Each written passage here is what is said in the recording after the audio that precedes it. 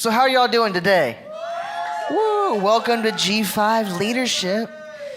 PT is here. He's finishing up some stuff, but he is here. We're going to get kick-started. We're going to kick-start the mic here, you know. But for y'all that don't know, my name is Blake. I am a servant leader here at G5. We got a live studio audience, but we got people tuning in all around the world. What's up, guys?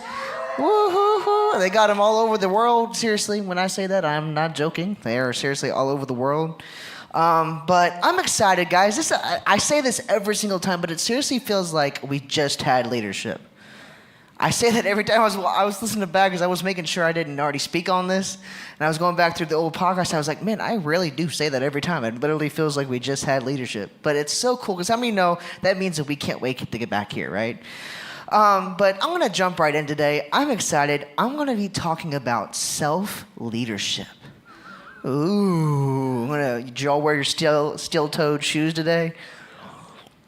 So, I was thinking through self-leadership, and I was really processing on it, and there was one thing I found about self-leadership that I found out, is that every good and bad decision I've ever made, there's always been one person there when it happened. And come to find out, that person was me. So, in every bad decision you've ever made, there's always been one person, and it's yourself, that somehow ends up making that decision. So, one of the things I found out is you won't be a leader worth following if you don't lead yourself well. If you don't lead yourself well. So this week I'm going to talk about one of the major points. And I got a couple of little points in here, but I'm going to next month also come back with two of the other points that I'm going to finish off on next month. But I wanted to cover this stuff today, and I'll finish it up next month just to let you guys know. But how many of you know if you don't lead yourself well, it's going to be difficult to lead other people well? And I was thinking about it, and my dad tells the story all the time, but how many of you know that when like parents are raising kids, and they're like, don't do as I say, don't do as I do as I say, right? But how many of you know the biggest thing kids do is they follow the example of the leaders and the people that are around them. And how many know the majority of the time it's their parents that they see all the time? And one of the funniest things is that how many of you know if you watch your kids somehow end up doing the mannerisms that your parents do. And it's so funny, as I was looking at it, we had a locker room last night, and I was sitting next to my dad, and almost in unison, him and I would cross our legs at the same time. Or we would cross our arms at the same time. Without even realizing him and I were doing it. But how many of you know that is just observing over the 25 years that I've been around my father, that's me observing what he did and me just thinking I should copy it. But how many know that's self-leadership going, I see that, I probably should do that, but not knowing if it was right or wrong. A great example, and I was just talking about this, is a great example is how many know I love when watching kids play with other kids. Especially when they're young and they're playing with the older kids. And the kids are like, oh, I can jump on that? Okay, I'm going to go jump on that. Or I'm going to go play on that.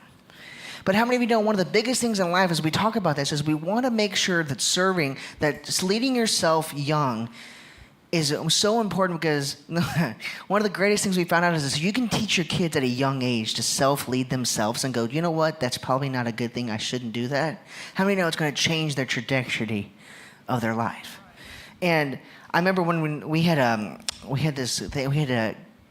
don't know exactly what the word is, we had a program, there we go, that's the word.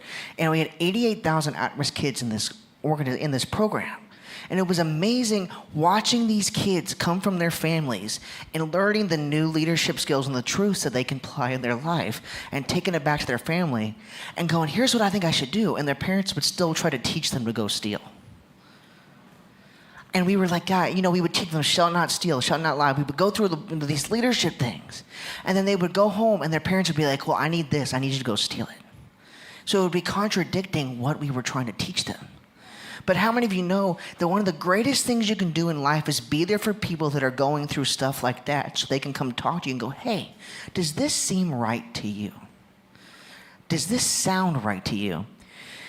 And then this is another great one. Is exceptional self-leadership is the key to sustained influence. And one of the things that I just wanted to, one of the key words there was influence and not control. Influence and not control and authority.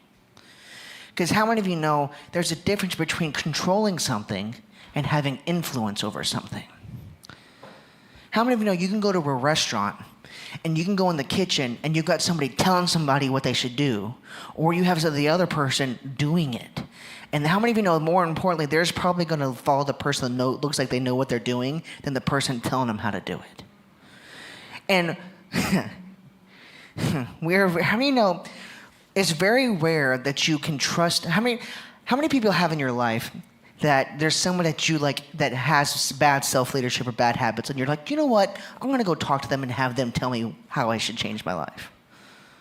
Whew. Not really. But how many know the more and more people that you have in your life that you know that has authority and influence in something that you're trying to learn, the more you are willing to go open up to them about what you're trying to learn. So exceptional self-leadership is the key to amazing influence. And I love this. The other point I want to examine is exceptional leadership is the key to sustained performance. How many of you know that eating right and making your bed every day and cleaning your house and brushing your teeth, how many of you know, I talked about this last month, but that's habits, right? But how many of you know that first starts with self-leadership to create those habits in your life? But how many of you know, I always love what my dad says, is my grandfather one day came to my dad and said, hey, dude, you know, if you want to be able to lead people, you might want to start with your room. Self-leadership. Self-leadership. And I love this, is that you don't have to be in charge to take charge. Now, I didn't say be in control. I said take charge. Now, how many know there's a major difference between controlling something and leading something? And one of the biggest things I found is, I'll give you a prime example. We do work days here at the ranch a lot. And we have 62 acres, and it's a beautiful piece of property. But how many of you know that there's a difference between somebody coming to the ranch and telling somebody, hey, go do this, or instead of them just going, hey, I'm going to go lead this. I'm going to go grab a weed eater and just start cutting grass without anybody telling me. How many know there's a major difference? And how many know the more and more somebody's willing to go and do something without being told, the more the people are willing to follow them into battle or into work, into anything they do. And one of the craziest things is, how many of you know in self-leadership, sometimes you're going to make yourself really mad at yourself. So the big point I want to leave you with, and I know I'm going very quick today, which is how many know I love a lot, my dad always says a lot of content in a very short amount of time. It's so much fun. But the big point I want to leave with you today is, how many of you know this is something I want to encourage y'all to do. In self-leadership and self-growing, is I want to encourage y'all to never lie to yourself about the truth. To never lie to yourself about the truth. Because how many of you know when you start lying to yourself, how many feel bad after you tell a lie? And some of you are like, well, I don't lie, so I don't feel bad at all. And I'm like, well, that was a lie right there. So I want to encourage y'all, the biggest thing I wanted y'all to take away from today is I want you to be honest with yourself before you start anything. Because if you are not honest with yourself, how many know when you get in a situation, you're not going to be honest with your team if you weren't honest with yourself first?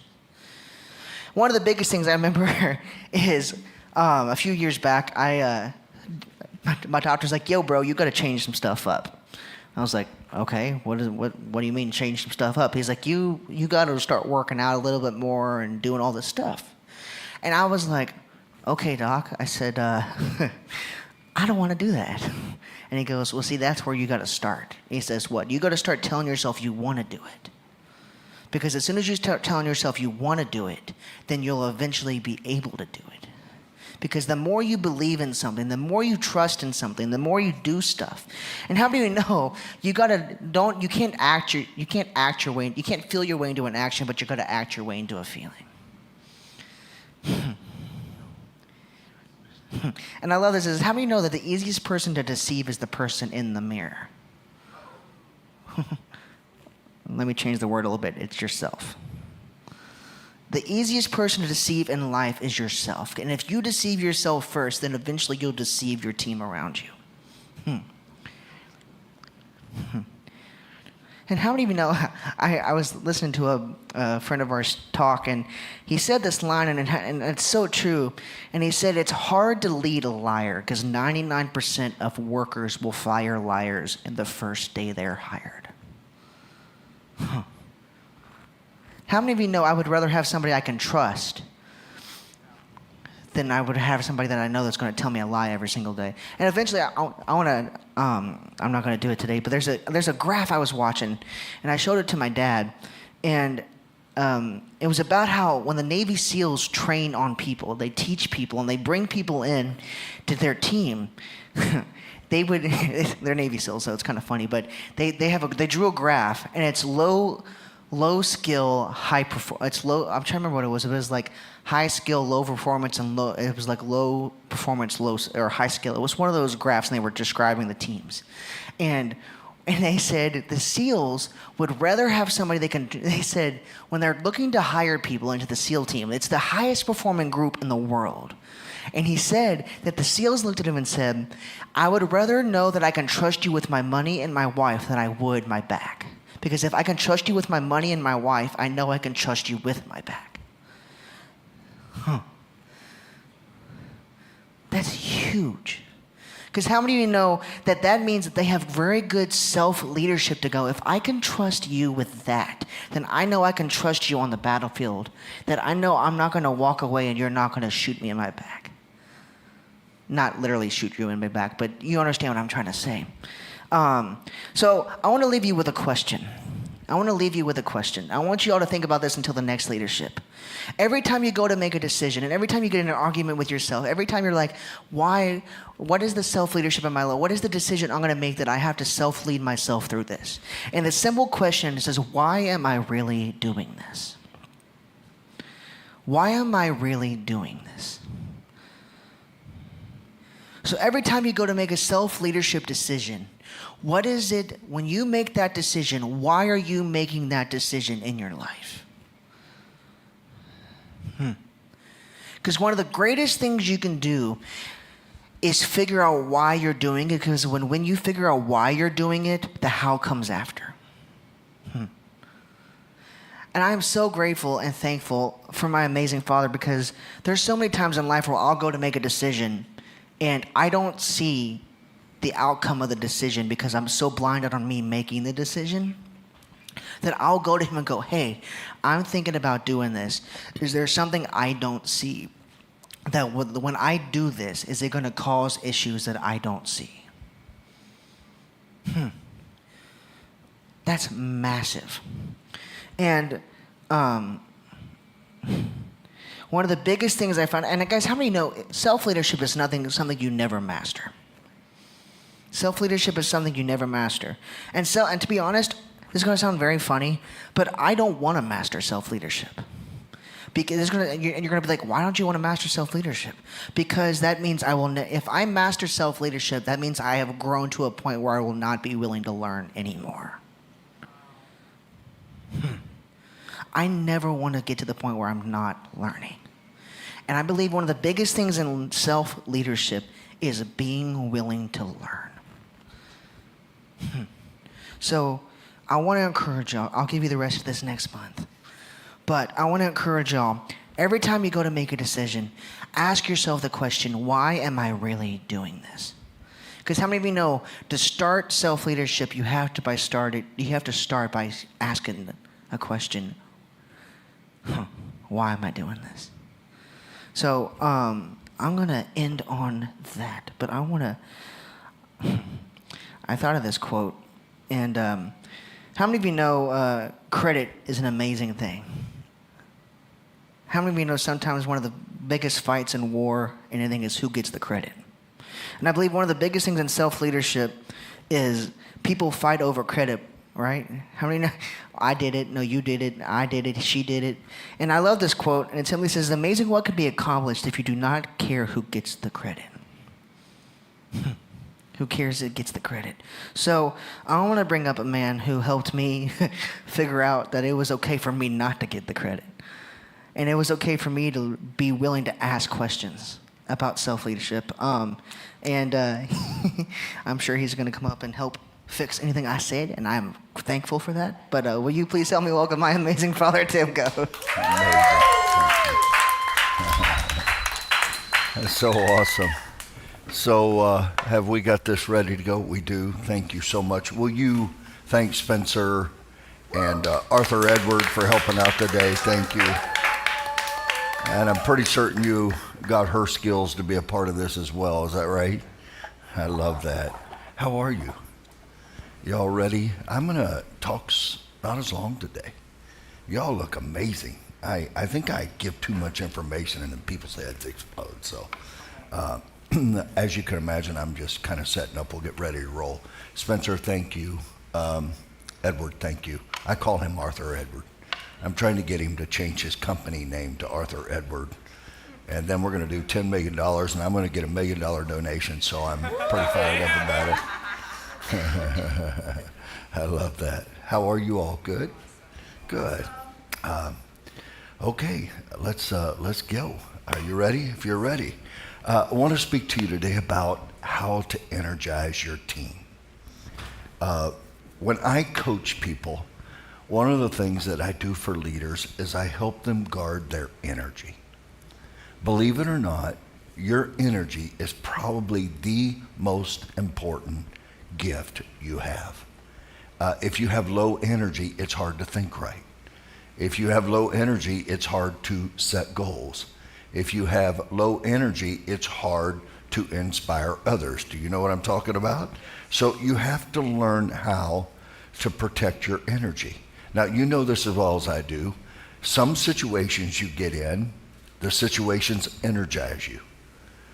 Other situations you get in, it de-energizes you, or it takes energy away from you. You also know that there are certain people that when you get around them, they energize you. And then there are people that you get around and you're like, oh man, wow. So according to a 2019 Gallup poll on employee engagement, on team engagement, let's just use that word. And when you define that, it's defined as those who are highly involved in, enthusiastic about, and committed to their work, watch this, and workplace. Now, if you're taking notes, I want you to write beside that workplace, culture. Culture, it trumps everything.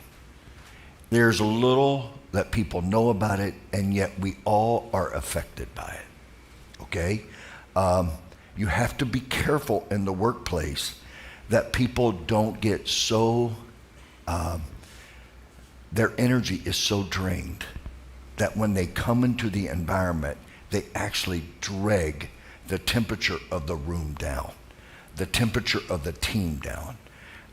That's why I want to beg you as leaders, guard your energy. So here's what I want to encourage you right now on this, okay? And then I want to talk to you about this. Be careful who you talk to. Be careful who you text. Be careful who you run into before you have to have a high energy moment in your day. Are you with me? This is so critical. I was talking to a leader today, and we were dealing with some challenges, and I said, well, what did the text say? And they said to me, if it's okay with you, I have a big meeting coming up. Can I wait till later to open these texts? Because I don't want to deal with it right now. I said, absolutely. That's what I want you to do. Now, there are sometimes you have such emergencies that you have to deal with it. So I get that. I understand that. So in the workplace, are they committed? Are they enthusiastic? Are they excited? Are you having to drag them? Or are they, what my son just talked about in his leadership talk, do they know why Do they know why they need to bring energy to the meeting? I just have a team that's getting ready to talk, and they're preparing their speakers. And I said, will you please let them know why they are picked and why it's so critical what they say and what it's going to do to the team.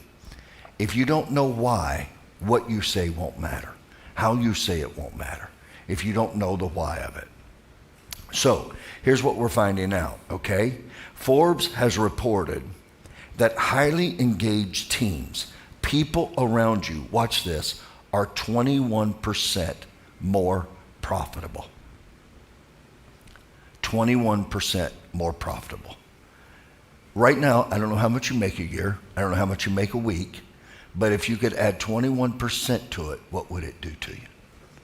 Would it change where you eat? Would it change how you pay bills? Would it change things that you have in your life? I think it would. However, even the most productive teams and individual members can burn out. Watch this, leaders. Now, I want you to stay with me, okay? Because not only do you have to watch your energy, as a leader, you've got to watch the energy of the people around you. One of the things I measure when I come into a meeting, even when I come into church, is I measure watching people coming from the parking lot to see their body language.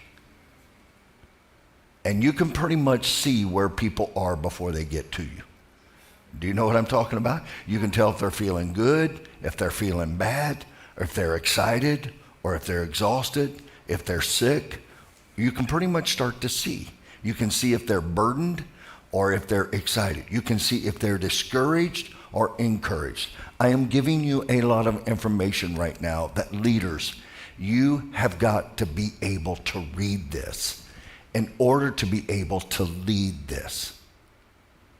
Okay, I'm just going to let that set for a second, and you take some time to deal with that.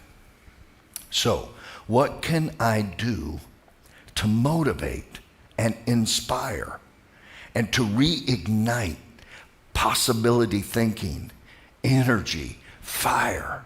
How can I get somebody out of a state of mind of where they're down to where they can begin to add energy? By the way, if you have people on your team that continually de-energize the room, I would encourage you to make a decision. Your job is not to motivate people. Your job is to find motivated people. And people at some point in time have to learn how to motivate themselves. Okay, so I'm going to give you 10 things really quick. Are you ready? If you're ready, say, I'm ready. Are you ready out there? I'm ready right now. Okay, so here's what I want you to do. You can't believe this will cause the energy to go up around you. Some of you think right now, I need to have a conversation with you about your production, or I have to have a conversation with you about your performance. Believe it or not, you got to get to know your teammates. That's number one. Get to know your teammates. Get to know their personalities. Teams are comprised of individuals with their own personality and communication style, right? I have some people that show up and they just smile. We have a guy here at church. He's been here, I don't know how long, not that long, but his name is Edward. And if you ever get around Edward, Edward has a red beard and he smiles from ear to ear. And whenever he walks in, I know his life is not perfect, but he's always smiling. Now that makes some of you people that don't smile very uncomfortable. But he has just decided for whatever reason, it's going to be okay. And so he just walks in and he smiles. As many people as you can get walking into meetings and changing their facial expression from, oh, I got to do this, to I get to do this. I'm fired up. We had something last night here called the locker room. And the energy, the excitement, the expectation in the room. Some of you guys were there. It would have blown your mind. And guys were walking in, they're chatting, they're laughing, and they're going, whoo, whoo, whoo, whoo, whoo. And we're acting like crazy guys. And can I tell you, I'm just looking at this going, wow. This is so good. In your meetings, if people think that is foolish, you might want to think about replacing them. Okay? Because a lot of times it's either in their personality or it's not. The more consistent a person is in their personality, the more consistent they will be in their performance. Okay, I'm giving you a lot, but just hang in there. So watch this, because when one team member loses steam, have you ever had this happen? They bring down the steam in everybody else if they don't learn how to not show it. But a lot of times those people want to leverage the rest of the team to pick them back up. And so here's what I want you to know. Every time there's a meeting, you should be at it. Do you know why? Because there are times the meeting needs you, and there are times, well, every time it needs you, but there are times that you need the meeting. So there are times that I walk in and I'm not faking it, but I'm acting it. Now, we've got Miss Farmer here that honestly is just the same way. She just has energy. Now, if you think everything's perfect in Miss Farmer's life, it's not. But she has chosen to live above the circumstances. So here's what I can tell you. In our team, I'm going to encourage you to start looking inside your team. There are people that will show up when they feel like it. There are other people that will show up because they show up. They just show up. And when you find those people, get ready. And when they come in the room, they decide early that I am going to live above the situations or the challenges that I'm in. I'm hoping I'm making this as clear as it needs to be, because this is so important. So by you getting to know each member of your team, you learn how best to approach and manage everyone to help bring out their full potential. This is incredibly important. The higher your leader is, the more you need to communicate to them. The more impact they have, you need to inform, include, and ask. We're going to talk about this in a minute, okay? Ask them what they see and feel. Okay, I really want you to get this, okay? Managers should meet with every person on the team on a regular basis. Before I came in here today, I was talking to a leader and I said, will you do me a favor? It's not in your personality. I'm talking to somebody right now. It's not in your personality to text and reach out to people. You would rather get hit with a hammer. I said, will you promise me that you, at least once a week, will call them and say, how are you? How are you doing? Know something about their life that you should check in on. Why? Because people's performance, energy, and inspiration go up when they feel cared about. Okay? When you care about somebody, it makes them give more than they normally would. It makes them produce more than they normally would. And whatever they do, just make sure you're checking. The second thing is encourage continuous creativity. So know their personality and then encourage people to be creative. To be creative. We have a lot of people that serve. We call them G5 servant leaders here. And they serve incredibly, amazingly well. And they are always coming to me and saying, I have this idea. Would it be okay? Would it be okay? Heidi is the king of, can we do this? I think it will make it better. Wow. Thank you. That's so important. Because when you have people that are in the trenches dealing with the battle, you want to get feedback from them, which we're going to talk about in a second, but encourage them to think outside the box. I have a buddy, he's here today, his name is Junior Korea, and he's always calling going, hey, how do I get this better?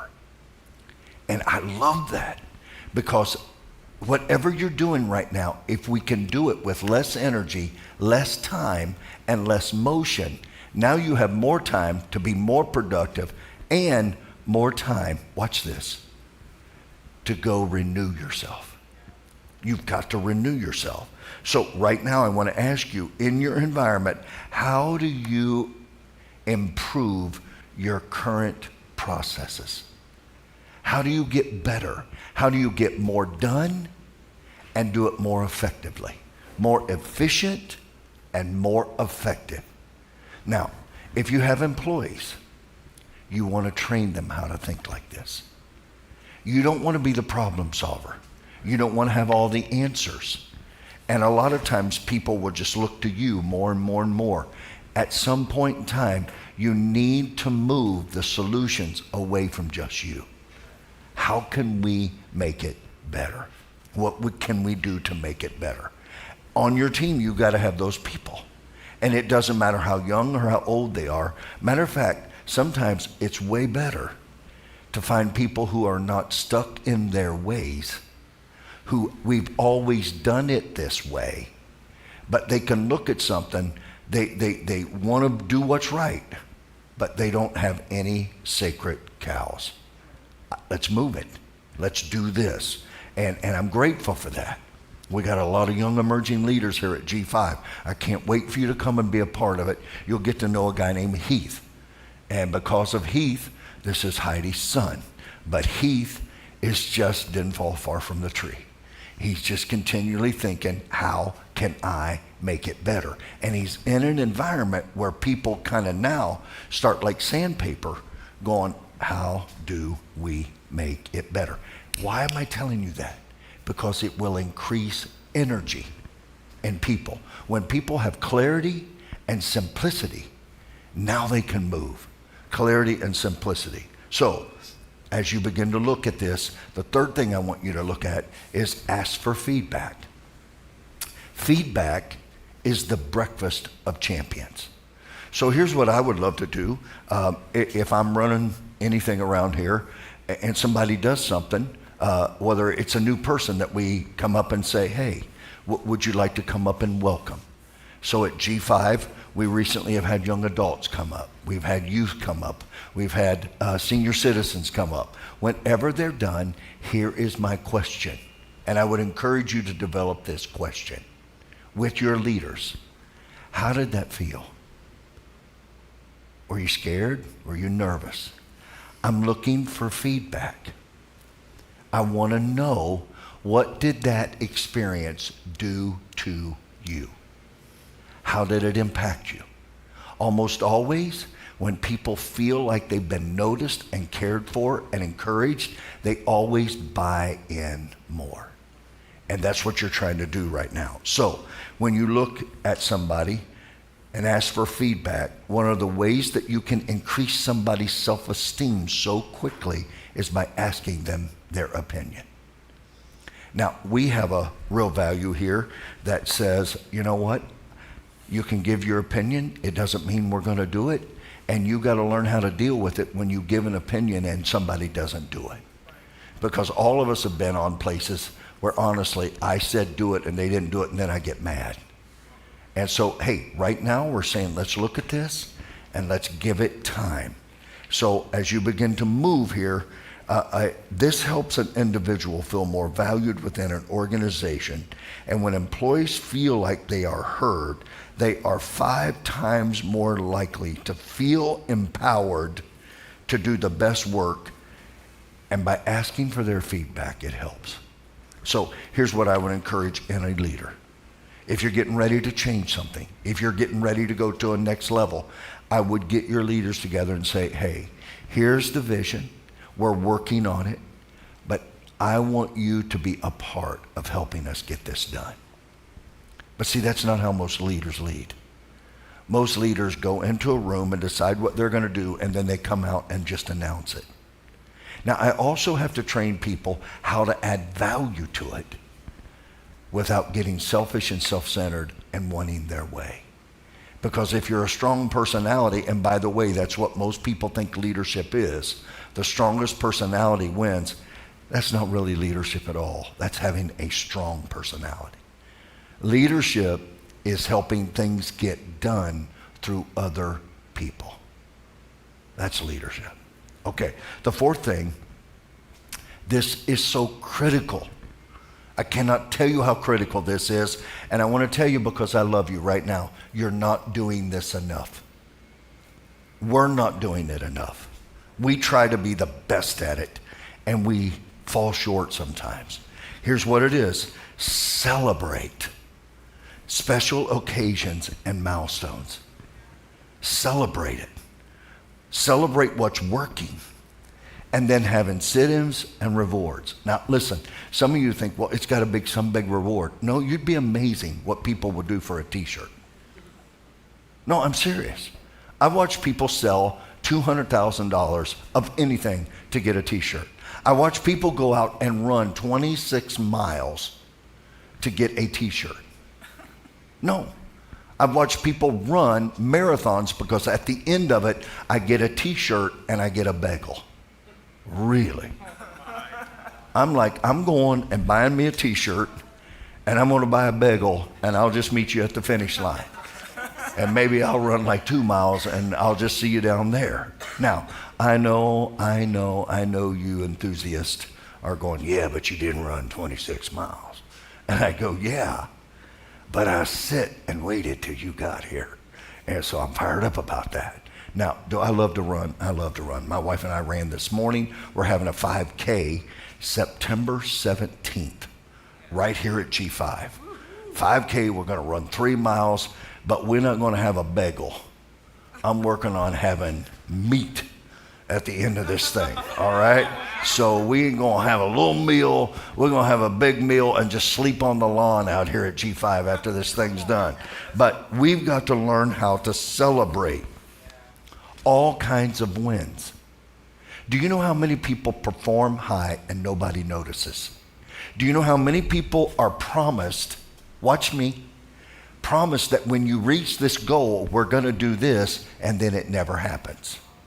You got to make sure it happens. Number 5, learn from other team members around you. You do not know how important this is. My son just talked about he wants to be a continual learner. I got a question for you. In the last week, what did you learn that you didn't already know? Are you learning? Are you learning more about relationships? Are you learning more about finances? Are you learning, watch now, stay with me. Are you learning more about what divorced people feel? Are you learning what single people are going through? Are you talking to married people to find out what they're battling? Are you talking to young adults to find out what's going on in their world? If you begin to ask questions, don't feel like you have to have all the answers, you're going to be amazed.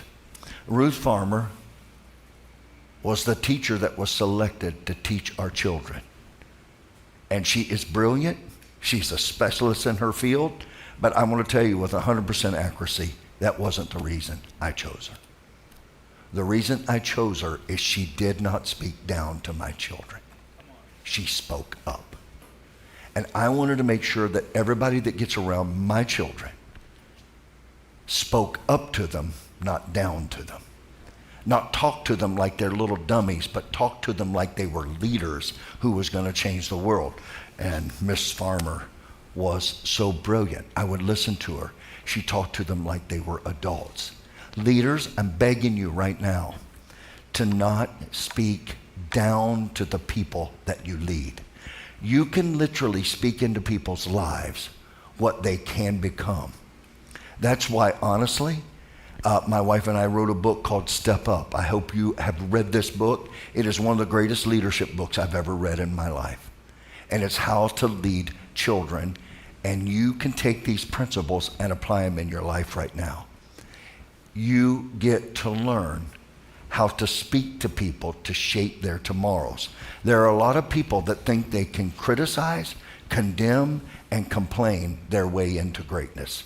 It will never happen. You have to learn that. Okay, number 6 is don't, I beg you, don't Underline it. Don't forget the big picture. Every time you get discouraged, I promise you, you've lost perspective. You've lost the big picture. You've gotten so caught up in the details and the mundane and just just the stuff that you can't control that you've lost the big picture. In your life right now, whatever you focus on is going to grow. And if you lose focus, nothing's going to grow. It's going to demise. So I want to beg you, in your life right now, get that big picture. The performance of your week is going to determine what you focus on at the end of the week. How big are you going to be? How much are you going to do? What is going to be your return? What is it in your life right now that at the end of the week you can look at yourself and say, well done. I did it. That is awesome. So, this is so critical. The better the leader you are, the farther out you're going to see. And then you're going to back into it. This is so critical. So, as you begin to move, you can re-energize people by taking their eyes off this moment of frustration and putting it back on the big picture. And it's amazing when you make this switch from, oh, I don't feel good about this is not going to work out. When you make the switch to, oh, guess what we're going to get? Guess how we're going to win? It's amazing how it will bring solutions and opportunities that right now, presently, you're going to miss. In every crisis, there is a miracle. In anything you're walking through right now, there's a bigger miracle. The seventh thing I want you to do is I want you to be empathetic. Empathetic. Sympathy is when I just feel sorry for you. Empathy is when I not only feel sorry for you, but I feel what you feel. I want to encourage you as a leader. Listen, write it down in capital letters, please. Put yourself in your people's shoes. Put yourself in their shoes. If you're shooting a wedding, put yourself in their shoes. Yeah, that's powerful. If whatever you're doing, people, when you're selling to them, should feel as if you got up from your side of the table and went to their side of the table. Selling is nothing more than transfer of a feeling. I want you to feel about this the way I feel about this. If you don't think it's true, watch yourself.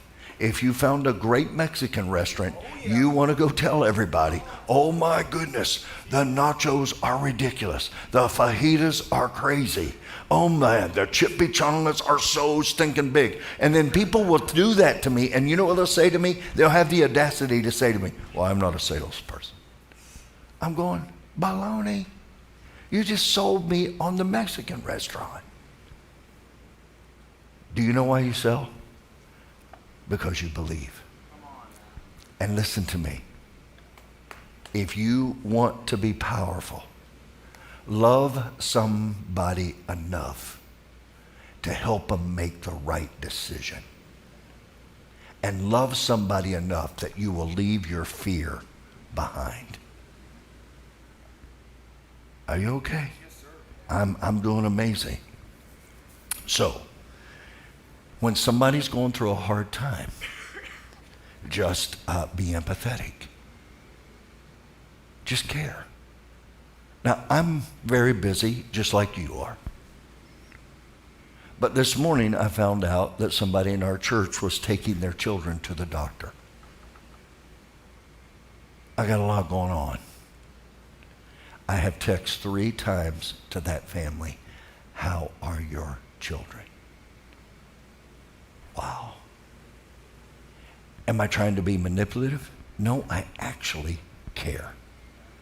I actually care. I actually care when you don't feel good. I actually care when life is not going as you thought it should go. I actually care when you're confused. I actually care when you don't feel noticed or respected or honored or heard. You have no idea how big this is I'm giving to you right now. And some of you are going, well, I ain't got time for that. Well, then I just want to tell you, you will have a transactionary business instead of a relational one. And when times get tough, they won't stay. The 8th thing is shift your strategies. Look, here at G5, here's what we know. The message will never change, but the methods will always change. We're going to be so outside the box. And right now, we're so outside the box, partly because we've got our brains beat in. And we found out what we don't want to do, and we found out what we didn't want to feel. And we said, how can I learn to feel this? Now, if you've ever woke up with financial pressure hanging over your head, if you're smart, you go, I don't want to do that very much more. So then you learn how to take the opportunity that's been given to you and better serve the opportunity and better steward your resources. That's big. So in your team right now, learn to say, I'm going to think differently. So there's a lot of times, I text my daughter today and I went, matter of fact, I haven't got a response yet on it, but here's what I can tell you. I'm going, here's an idea. Tell me what you think about it. Ideas are the only thing that cost you nothing and can make you millions. So if you get ideas, write them down. Now, look, I have a strategy that in the middle of the night, I normally think, and I can't get my brain to shut off, so I'll get up and write stuff down. And when I'm writing it down in the middle of the night, I'm thinking, this is the best stuff I've ever given in my life. And I wake up in the morning and go look at it, and I went, Lord, have mercy, that's awful. But every now and then, I have a really good one. And so just make sure you capture. Are you hearing me? I want you to hear me, because some of you are not writing down your ideas, and you need to write them down, and you need a place to share them with people who will look and listen and help you. I can't tell you how many of us right now need to look at our lives and go, what do I need to do? So sometimes when a project stalls, here's what happens. It can seem like no solution can be found. And when this happens, watch this, energy falls. So there's a lot of things that I think about. And there are a lot of conversations I want to have. Let me tell you a conversation I don't want to have. Are you ready? Where we talk about a vision that's inside of me and it's burning and we're not going to do anything about it. I no longer have those conversations. I've shifted my strategy to wait till the right people get in the room who have a burden like I've got, and then I go, okay. We have just had space offered to us just outside of Celebration. Now, while that sounds wow, let me tell you what it means.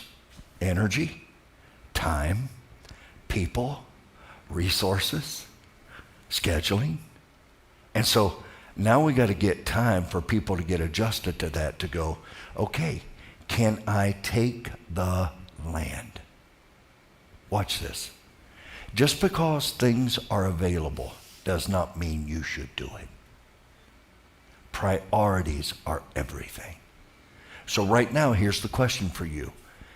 How do you get your greatest return in your life? What do you have to do that only you can do? And how do you get your greatest return? Greatest return, greatest right now. You have to do it. It's priority. You have to do it. And the last one is your greatest reward. A reward is not always money. A reward is a feeling that look what I was able to be a part of. Look what I did. Number 9, set the example. If you want to increase the energy in your team, set the example. Now listen, as a leader, I have to be careful because I'm very high energy, and I'm going to live and walk above circumstances. In 1975, I lost my mother in an automobile accident. 4 years later, I lost my dad in a house fire. They both were killed. I've had a lot of pain in my life.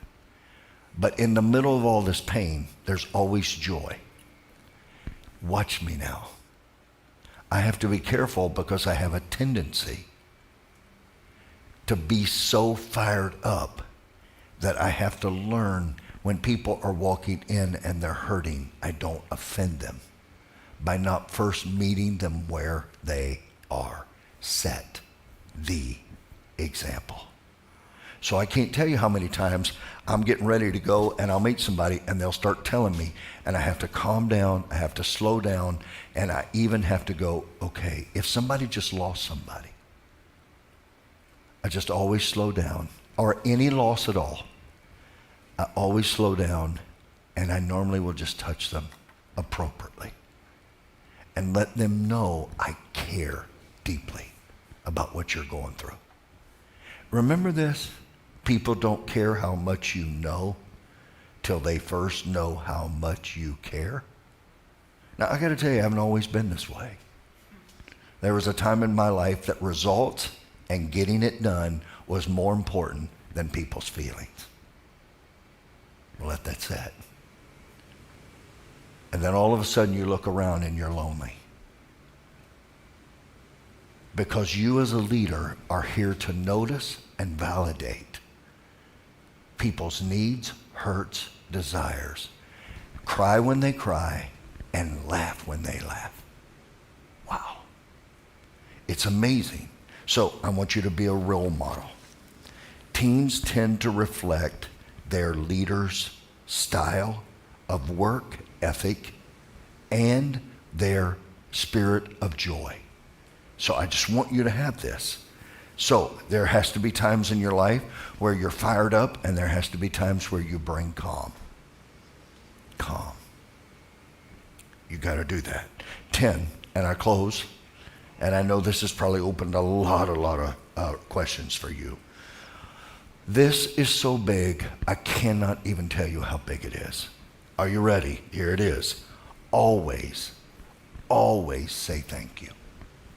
Always say thank you. Everyone likes to be recognized for their time and effort on anything. Show gratitude. I can't say thank you enough. I am annoying with my thank yous. I really am. I try to find at least 12 ways to say thank you to somebody. Thank you. Thank you for showing up. I send a text. I give a call. I might write a note. I'll say it in front of other people. I'm continually trying to find out how to say thank you. If you're a great leader right now, you should be asking me why. Well, people like to hear thank you. But the most important reason is it increases the morale and the energy in people around you. When you say thank you, don't just go, thank you. Be very specific. I want to say thank you so much for your time and your energy. I'll go to Miss Farmer. You have no idea how many times I've probably looked her in the face and said, thank you for talking to my children the way I talk to them. Thank you. When people duplicate my heart and my actions, I'm going to say thank you. When people disrupt my heart and my actions, I'm probably going to have a talk that says, I really need you to change this, and I thank you for that. And here's why. Confusion will always stop a team. It causes people to stop. So expressing gratitude is more important, honestly, than you could ever know. Thank you. Research has shown that gratitude may help improve employee retention. What that says is not only do we attract great players, we keep great players. So if you look at my track record in my life, I'm just talking out of my life right now.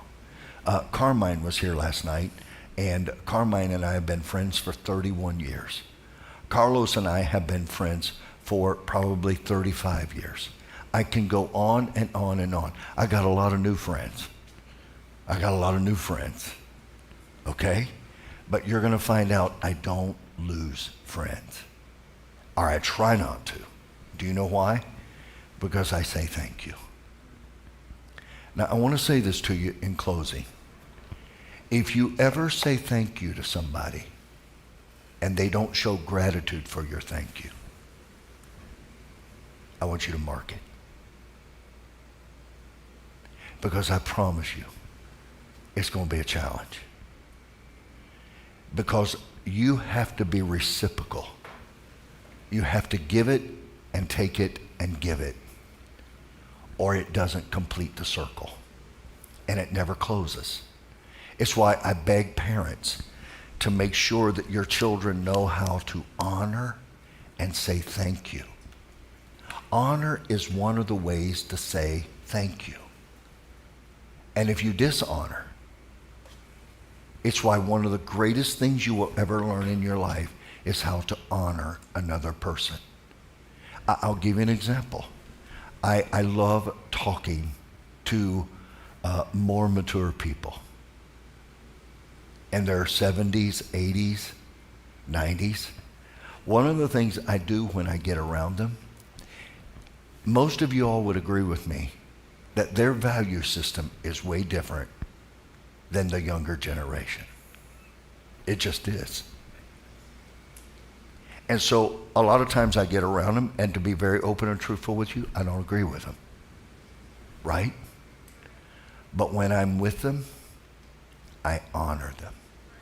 And I honor their values. I honor their values.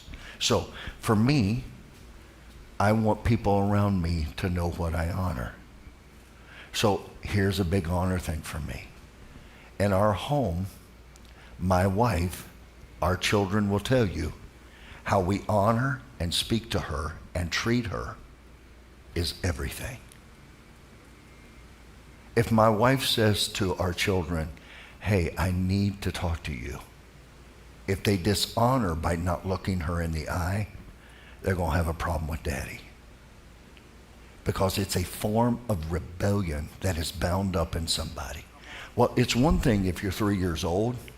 It's another thing if you're 10 years old. It's another thing if you're 30 years old. And you still have these tendencies to dishonor the values of people around you. Every organization that does not live and establish their values. I want you to catch that. I said live and establish. A lot of people write values on a wall and think, oh, we got values. No, you don't. Until they come alive in your culture, you have no values. You got words on a wall. Are you with me?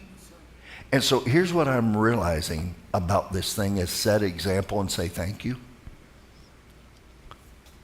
If I don't live it, if I don't live honor, if I don't show respect, then number one, I do not have the moral authority to ask anybody else to do it. That's a big word. We're going to have one full session on moral authority. It's a fancy word for trust. Okay, now I want to tell you, these leadership lessons I'm doing right now are not for the faint of heart. These are for the people that want to go deep and want to have lasting 3-generation life-changing work. Because most work doesn't get past the first generation. It never gets driven down. Most wealth does not survive the second generation. You work your whole life away for millions of dollars, you give it to the next generation, and they blow it. And I'm talking about billions, not millions. Go read the statistics. Why? Because we never learn how to honor money. Money is time. So when you make $1, You got to look not only at the value of the money, you have to look at the time it took to make it. My daddy asked me one day when I was getting ready to buy a fancy pair of shoes. And I said, Dad, I want these shoes. They were the coolest, baddest. I was going to be bad when I went to school. Everybody was going to walk down the hallway and go, whoa, look at Goad, he's got them. And my dad looked at me, 4th grade education, and he said to me, son, he never asked me, was it worth the money? He said, son, I know how many yards you had to mow. Are those shoes worth the effort it took? Wow. I never got over it. You're saying, Tim, why is this all fall under thank you? Because I'm grateful for people around me who've taught me what I didn't want to know. You heard me right. I want to be what I want to be. And so in life as a leader, a lot of times we don't want to hear, we don't want to live these values, so we don't want to teach these values. And we don't want anybody else living them around us because it puts the spotlight on me that I'm not living. I'll close with this example. We don't have rules in our homes. We had 4 values. And one of the values was honor your father and mother. With your words, tones, and attitudes. Honor each other and honor each other with your word, tones, and attitudes. Well, I'm a very caloric-driven, high-powered, 500 employees running, and I got in the car one day, and I have a tendency to be very direct. And I got in the car, and I had not taken off my boss's hat, and I spoke to my wife as if she was my employee. And my son spoke up in the back seat, hey, Dad, I don't think we're allowed to talk to each other like that. Now watch, I had a moment. I could have said, listen here, you little punk. I'm the dad, and you're the little boy, and you're not going to teach me nothing. Instead, I stopped the car, and I pulled over, and I looked at him, and I said, thank you for reminding me of honor. And I apologized to Gay in front of my children. Some of us can't be wrong. That's why we can't say thank you. Some of us have to be in control. Some of us have to let the bitterness out. Leaders do the right thing at the right time for the right reason in the right way. Self-leadership, my son just talked about it. The hardest person I lead is me. And I wished I could tell you I have it all down. I wished I could tell you that I'm great at all of these. No, let me tell you what I'm great at. I'm great at getting things done. I'm getting greater at honoring people in the process. But some days in my life, I fight the value of I want to get this done versus how am I making people feel? And I just want to tell you, I think we're going to stand before God, and he's going to ask us, how did you treat my people? Did you do what I asked you to do? Were you honoring of the people that I asked you to honor? Did your heart have gratitude? I want to encourage you to take these 10 points and maybe write them down, put it on a mirror and go, okay.